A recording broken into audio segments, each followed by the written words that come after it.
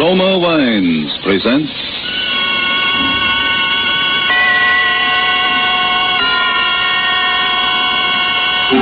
Suspense.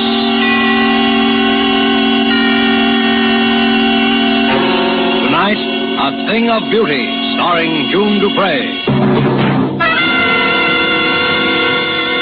Suspense is presented for your enjoyment by Roma Wines. That's R-O-M-A, Roma Wines. Those excellent California wines that can add so much pleasantness to the way you live, to your happiness in entertaining guests, to your enjoyment of everyday meals. Yes, right now a glassful would be very pleasant as Roma Wines bring you Suspense. This is the Man in Black, here for the Roma Wine Company of Fresno, California. Tonight, in the absence of Ida Lupino, who was prevented from being with us because of illness, we are fortunate in being able to bring to you as star the actress whose performance in the RKO production, None But the Lonely Heart, has recently won her an award for one of the 10 best of the year, Miss June Dupree.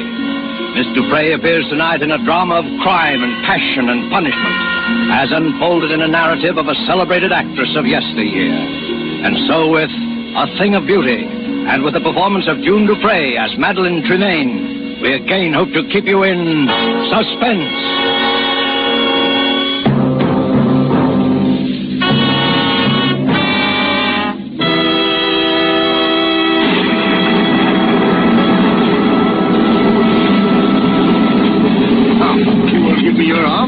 Thank you. I think we shall just miss the storm if we hurry. Rather somber place, isn't it? Oh, it gives her seclusion, and that's all she's ever asked for since she came here. That and what little spiritual comfort I've been able to give her. How long ago was that, sir? That she came here, I mean. 9 years ago in March. But it was long before that she left the stage. Well, she was nearly 10 years in an institution. A mental disorder. Though it's not her mind that was ever sick, unless I'm mistaken. I do say she's a bit on the eccentric side. Oh, I don't believe in gossip. You'll be her spiritual advisor soon enough when I've retired. And I want you to meet her without prejudice. And one day I'll tell you what I know, which is little enough, and what I have reason to believe, which is more. Oh, it seems we'll just about escape adventure. She lives completely alone? The one servant, that's all.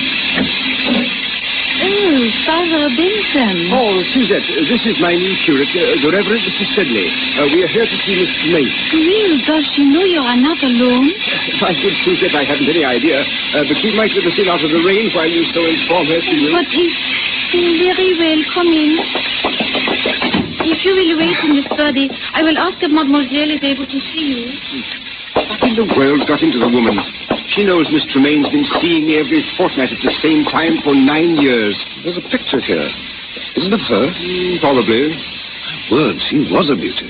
Your father could have told you. She was a legend of 2 continents. Must have been a very tragic thing to make a woman like that shut herself away. Is it true, sir, that she sees no one but you? As far as I know, she has never set foot outside this house in all the time she's been here. Nor has she ever had a single visitor beside myself. But why?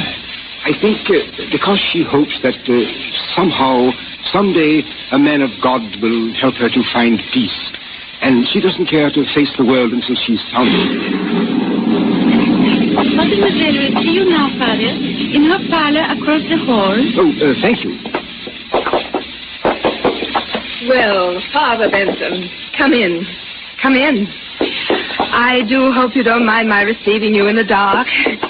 But I have a mortal dread of lights during a storm. Not at all. You'll find 2 quite comfortable chairs just there by the window, I think. Oh, thank you. Madeline, this is my new curate, Mr. Sedley. Oh, yes, Mr. Sedley. It's a great pleasure, Miss Tremaine, to meet such a famous beauty. Even in the dark. Ah, so you've heard of my beauty, of course, Mr. Sedley. You know, as you came in, I was looking at this little gold mirror. Engraved on the back are the words, "A thing of beauty is a joy forever." Keats? Yes. Oscar gave it to me. He said it was a magic mirror. Was that Oscar Wilde, Miss Tremaine? Yes. Dear Oscar. Dear dead days. I suppose you've already heard all the wild tales of my lurid past, Mr. Sedley. Oh, no, Miss Tremaine, I assure you I don't believe that Father Benson has ever caught me in a reminiscing mood, have you, Father? But since you will one day be vicar here, Mr. Sedley, perhaps it would be better if you heard the truth from me. Miss Tremaine, don't think I... Oh, the truth is wild enough. It all began, I suppose, when John Gaylord got me my first speaking part. That was, far too long ago to tell. John and Nell Garrett were the leads, and my part, well, it was one of those obscure little parts that no one pays any attention to until some obscure little actress comes along and makes the start of a career with it. It was then my first experience what will always be to me, and all the range of human feelings, the supreme exaltation. When you hear the full, frenzied applause of an audience, for you alone.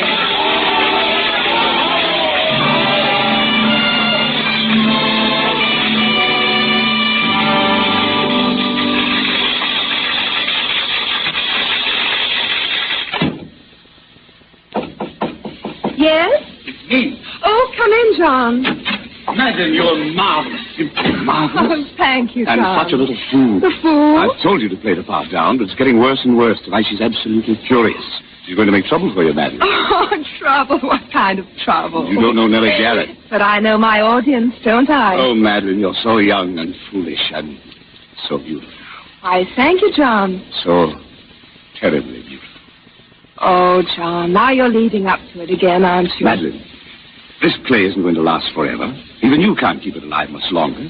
Why don't we make plans together now? We could have our own company. As the great John Gaylord and Mrs. Gaylord. Of course not. Why, in a couple of years, you'd be as famous in your own right as Nell Garrett herself. Perhaps I don't want to wait a couple of years. Besides, John, I don't love you. Do you love anyone? No, but when I marry, it will be, an up and coming. You're in for it now, Madeline. So there you are, my fine miss. How easy, Miss Garrett. She's meant no harm. No harm. She has merely ruined my entire last act curtain for 29 consecutive performances. Hoisting her skirts clear above the ankle, ogling the stalls like a music hall Gretchen. Well, it's only because it's that kind of a part. Oh, is it? Well, as long as I play the lead in this company, I will not have my best speech in the whole play utterly ruined by rowdy applause for the gutter antics of a half-baked ingenue. Nell, you're making a fool of yourself. And while we're on the subject, Mr. Gaylord, there are a few points I should like to discuss with you. When you help Miss Tremaine down from the swing in the second act, there is no need for you to keep your arm around her during the entire remainder of the scene. Well, really, Miss Garrett, if you can no longer hold either your audiences or your lovers... Oh, no. Nell. I'll kill you for that, Nell Garrett. If I die for it, I'll kill you.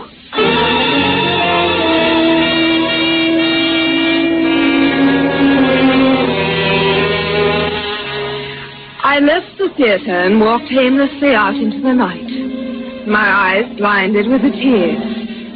Young, oh yes, and foolish as I was, I believed my poor little heart was truly broken. For I knew that Nell Garrett could ruin me with every theater manager in London. And I knew she would. How long I wandered through those misty streets, or where, or even what I did, I shall never know. But just as dawn was breaking, I found myself by some odd twist of fate passing by the lodgings of John Gaylord. On a sudden impulse, I climbed the steps to his door. Madeline. Hello, John. Did anyone see you? See me? Come in. Where have you been? Just walking. Oh, good Lord, alone? Yes. Why? Don't you know? Yes, John, I'm afraid I do. My career? Your career? Oh, my poor child. What's the matter? Don't you know that Nell Garrett's been found dead with a knife in her back? Dead? Murdered. John! Police have been looking all over London for you. I've been expecting you here, expecting them here any moment. For me? Of course for you. Me? Madeline, last night you threatened to kill her in front of a dozen witnesses. Why wouldn't they be looking for you? Oh, no. Madeline, listen to me. Where did you go? What did you do? Didn't anyone see you? Didn't you talk to anyone? No. You've got to tell them something. What can I tell them? Because if you don't, John. they'll hang you, Madeline. Please, Madeline, you've got to think. Try to remember something. I'm so alone. If I only had a friend. You have got a friend, Madeline. Someone who loved me enough to say that they were with me. Who is it? Inspector Phillips, Scotland Yard. In there, quick. The bedroom. John. Don't worry. There's me something. Hurry. Coming. I'm sorry to rouse you at this early hour, sir. Quite all right. Come in. You are Mr. John Gaylord? Yes. Of the Queen's Players Company, Drury Lane? Yes. Can you tell me, Mr. Gaylord, anything of the whereabouts of Miss Madeline Tremaine? Madeline Tremaine? Yes. Why... Did you call me, darling? Oh, excuse me. Who is this lady, Mr. Gaylord? Well, who are you? I am from the police, madam. Police? There's been a murder. Miss Nell Garrett of the Queen's Company was found stabbed in her home last night. Nell Garrett? Yes. Do you know her? Why, of course. I'm afraid, madam, that I shall have to ask you for your name. I'm Madeline Tremaine. I'm so sorry that you find me somewhat in disarray. Miss Tremaine, I'm afraid that I shall also have to ask you to account for your whereabouts after you left the theater last night. Very well. Mr. Gaylord can account for my whereabouts. Well, Mr. Gaylord? Why, You see, Inspector, it's a rather delicate matter, because since I left the theater last night, I have been here. Is that true, Mr. Gaylord? Yes. Oh, I see. Is that satisfactory, Inspector? Well, yes. Well, I don't think I need trouble you any further for the moment. I quite understand your position, Inspector. It's a terrible, terrible thing. Yes. Well, good day. Good day. Madeline. Yes, John? Madeline, you shouldn't have done it. And have the scandal all over every newspaper in the city. A scandal is better than a hanging, isn't it? But there must have been some other way. Now they'll tear you to shreds. They wouldn't have you in anything better than a music hall for the rest of your life. John, there won't be any scandalous. If what? John, it wasn't just my tip with Nell Garrett that sent me wandering through the park last night. I was thinking about something much more serious. What do you mean? I was thinking about what you had said. What I had said? John, perhaps I don't really love you yet. But there's no one else. And you're the kindest, finest man I've ever known. Madeline. And now, I have to save my life. Madeline, I love you more than anything else in the world. But I wouldn't have you marry me for gratitude. I wouldn't marry any man for gratitude. Madeline, if I were to tell you that I wasn't here last night either, that I couldn't explain my whereabouts. Oh, I see. Would you still marry me? Yes, John. I will marry you.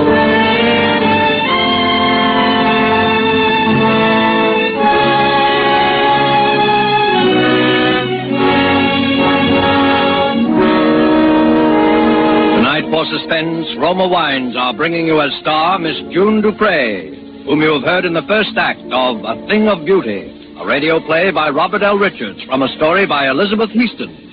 Tonight's tale of Suspense.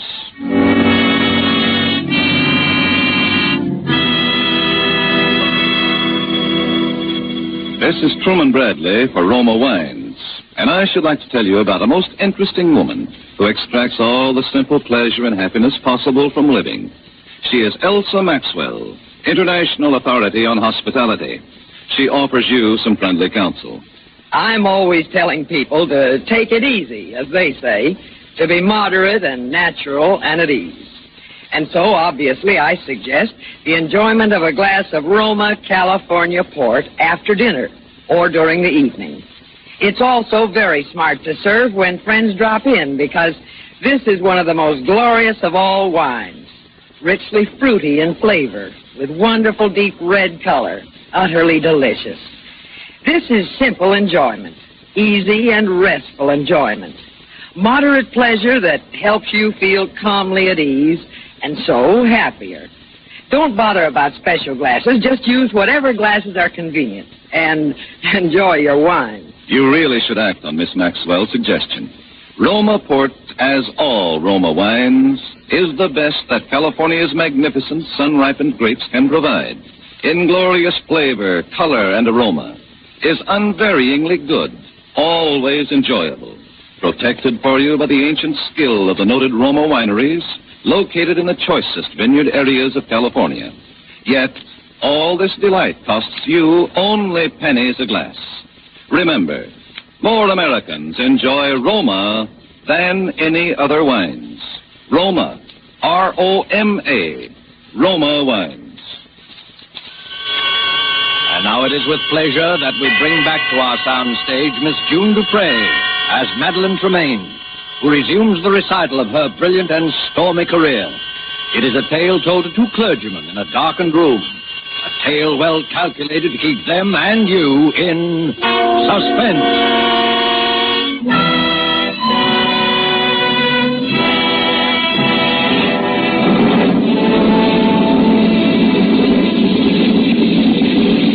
Shall I continue, gentlemen? Oh, yes, please do, Miss Tremaine. It's completely absorbing. Indeed it is. Really?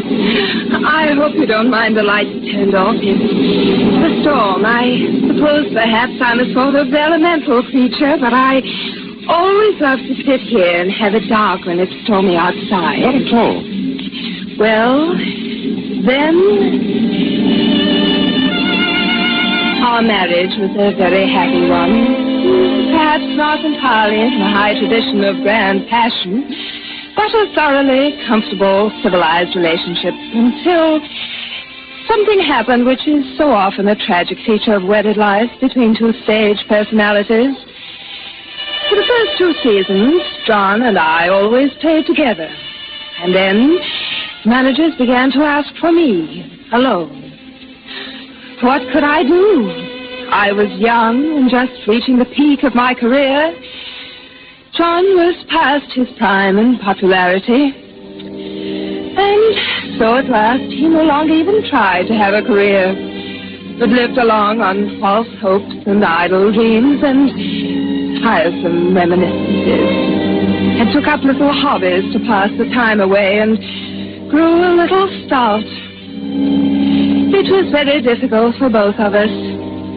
And then, for me, came the time and opportunity that every actress dreams of.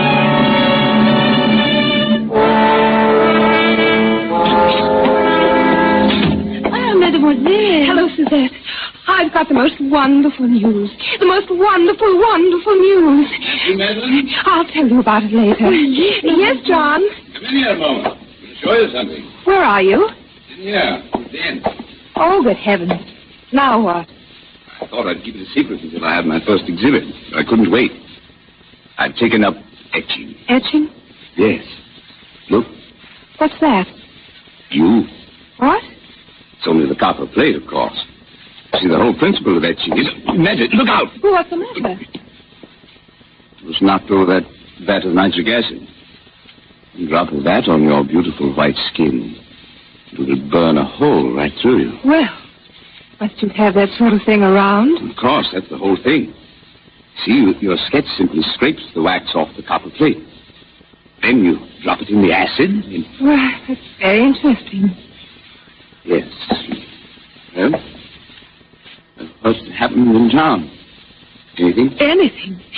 Everything. Got some plans, Anyone ask for me? Oh, yes, everyone asked after you, John. I told them you were well. I thought there might be a couple of decent plays for a change. I might consider something. John, how are you on Romeo? Romeo? Yes. You see, Maxwell has finally asked me to do a Shakespeare repertory, and high time, by the way, and I'm starting in Romeo and Juliet. And I Madeleine, why didn't you tell me Romeo? Oh, it'd be a sensation, and it's just the thing I need. Now, John. Oh, I can do it all right. Take off a little weight, brush up on the lines. I've done it before, you know. John. Oh, Madeleine, you're the dearest wife and the best friend a man ever had. You know, lately I've actually wondered sometimes you might not think I wasn't. Oh, darling. Now, John, don't count too heavily on this. I'm not quite sure yet how things are going to work out. Work out? How else can they work out? But perfectly. Very well. I'd like to begin reading here at home, first thing tomorrow evening.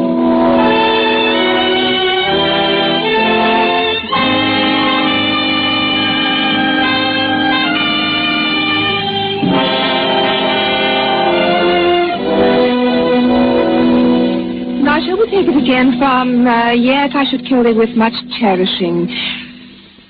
Yet I should kill thee with much cherishing. Good night. Good night. Parting is such sweet sorrow that I shall say good night till it be morrow.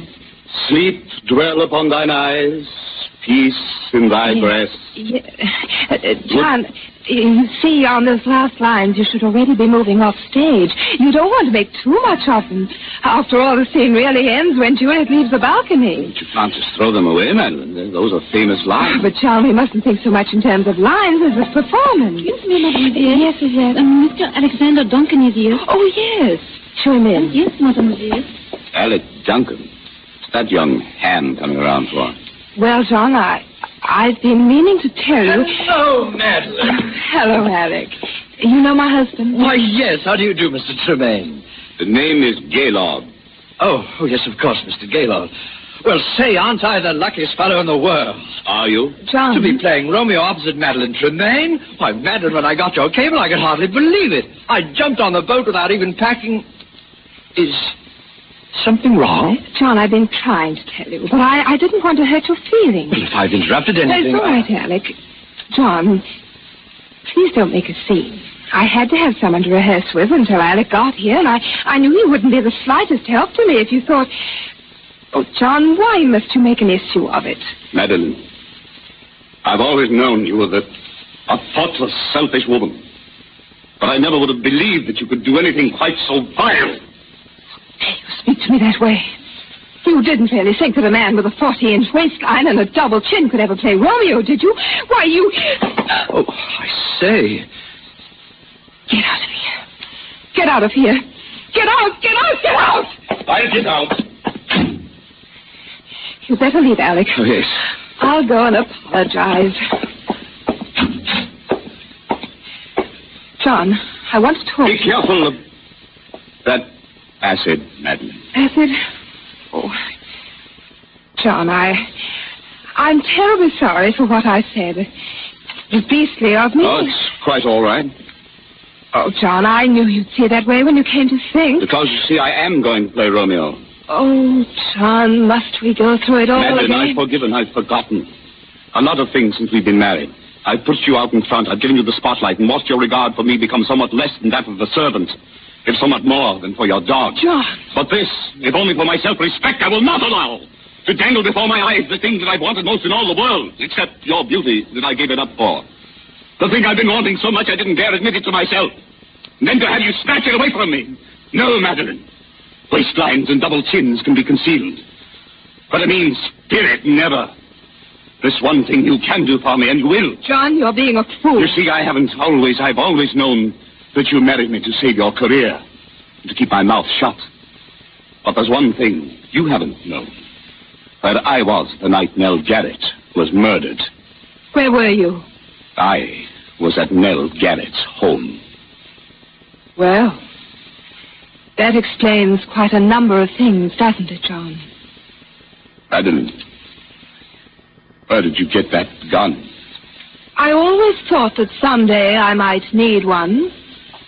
Madeline. Don't come near me, John. Very well. I warned you. Monster, you monster. John, no!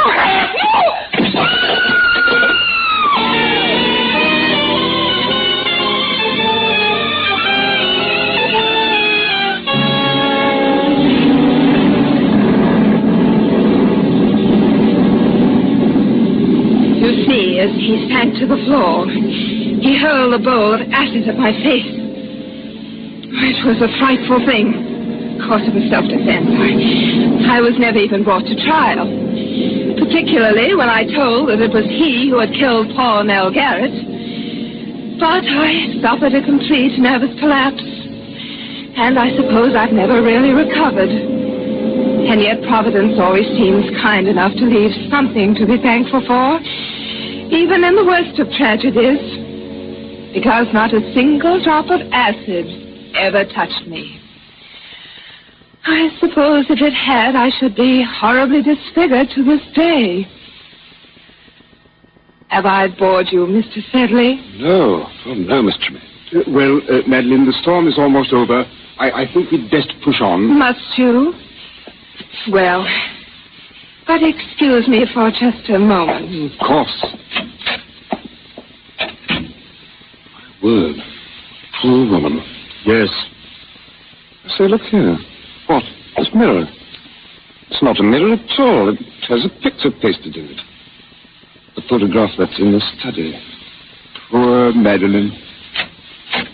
Father Benson, Mademoiselle would like to speak with you a moment before you go. Oh, very well. I'll only be a moment, Sedley. This way, Father. Thank you. Ah, Father. Well, Madeline? You may turn the lights on, Suzette, as you go. Yes, Mademoiselle. So, that is your young curate, Father Benson. Yes. Do you like him? Oh, he seems a dear boy.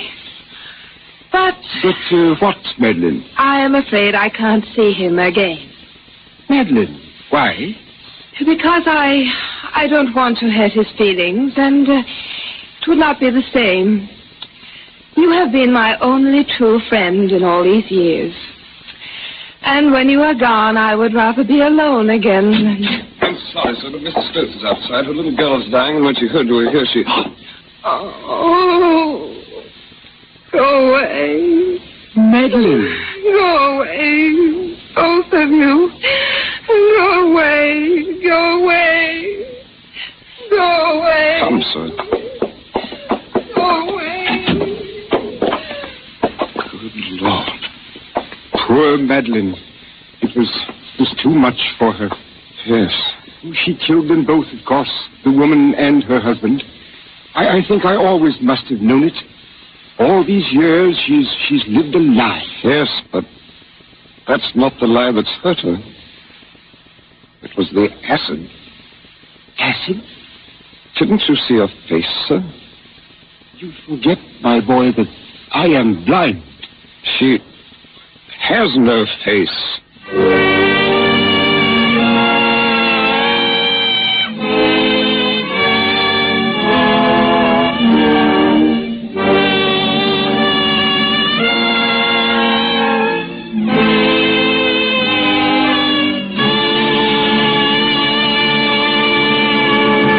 And so closes A Thing of Beauty, starring June Dupré, tonight's tale of Suspense.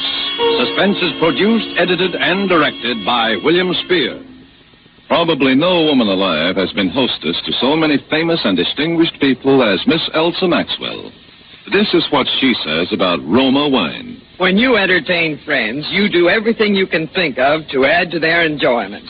And that is why I say, when you serve your guests Roma wine, you not only delight them, you also smartly and genuinely flatter them. These delicious wines add so much to hospitality and to enjoyment of everyday meals. Yet it's such a simple, easy addition to the joy of living, so wholesomely moderate and so inexpensive. Miss Maxwell gives you good advice. Enjoy Roma wine regularly. It's California's finest.